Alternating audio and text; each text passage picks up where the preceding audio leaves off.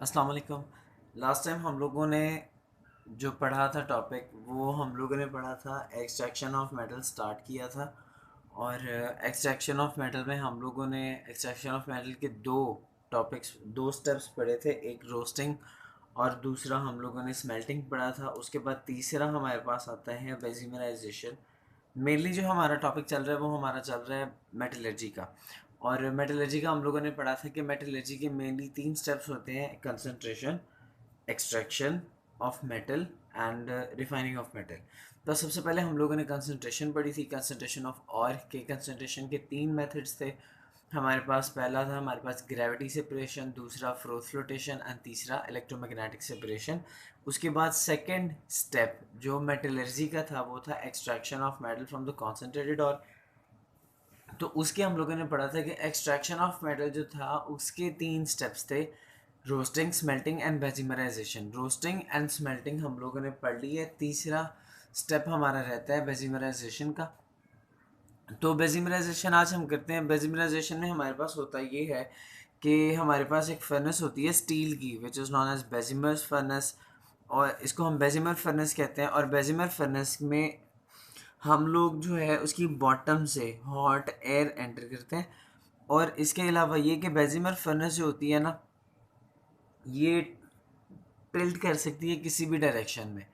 ठीक है, मतलब आप इसको हिला सकते हो, आप इसको घुमा सकते हो, आप इसको किसी भी डायरेक्शन में मूव कर सकते हो स्टील टैंक को। ठीक है, तो बेजिमर फर्नेस के अंदर फिर हम लोग मेट डालते हैं। मेट हम लोगों ने पढ़ा था कि जब हम स्मेल्टिंग करते हैं तो स्मेल्टिंग के बाद जो हमें हमारे पास और आती है उसको हम मेट कहते हैं।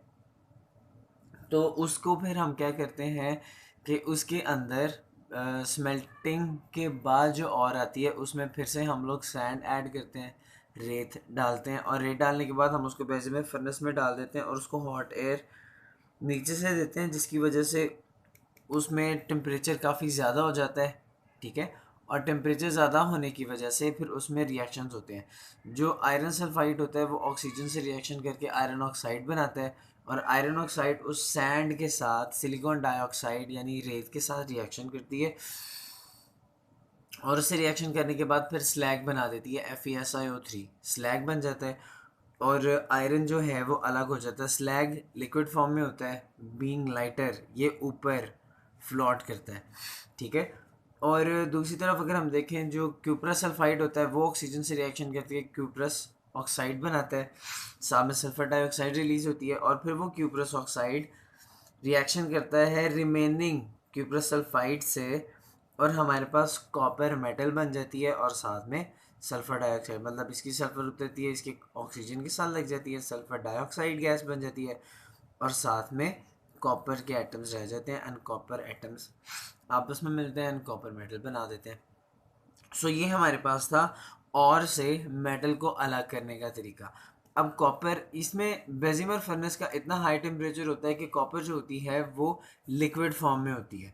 ठीक है, मतलब हाई टेम्परेचर हम लोगों ने दिया होता है कि कॉपर मेटल जो होती है वो मोल्टन फॉर्म में होती है।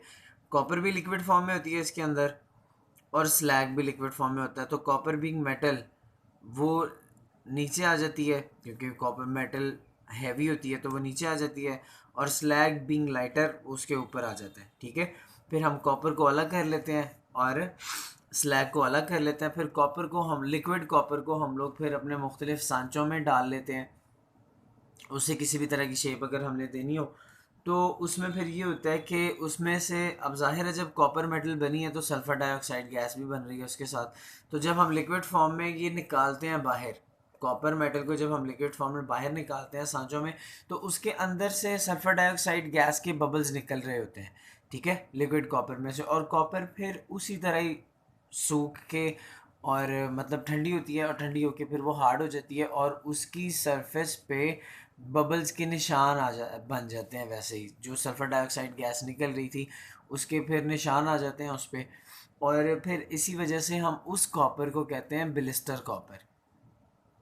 फिर उस बिलिस्टर कॉपर की हम लोग रिफाइनिंग करते हैं।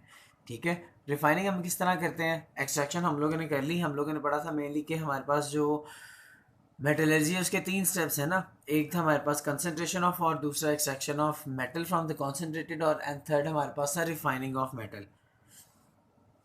तो कंसंट्रेशन हम लोग किस तरह करते हैं वो भी हम लोगों ने पढ़ ली, फिर उसके बाद एक्सट्रैक्शन ऑफ मेटल भी हो गई फाइनली, और अब इसके third and last step of metallurgy is refining of metal. तो रिफाइनिंग हम लोग किस तरह करते हैं वो इंशाल्लाह हम लोग नेक्स्ट लेक्चर में स्टडी करेंगे। तब तक के लिए अल्लाह हाफ़िज़।